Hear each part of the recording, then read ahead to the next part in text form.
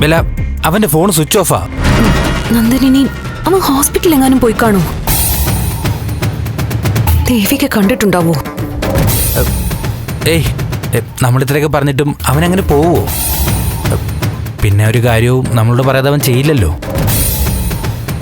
അവനൊരു പ്രത്യേക മാനസികാവസ്ഥയിലായിരുന്നു. കുറ്റബോധം, മനുഷ്യത്വം, മാങ്ങാത്തൊലി എന്നൊക്കെ പറഞ്ഞു അവനാകെ നിലവിട്ടതുപോലെ ആയിരുന്നില്ലേ? പിന്നെ ആ ദേവിക അവന്റെ മനസ്സിൽ നിന്ന് പോകുന്നുമില്ല. ആരാധന മൂത്തിട്ട് അവളുടെ അടുത്തേക്ക് എങ്ങാനും പോയിട്ടുണ്ടാവോ?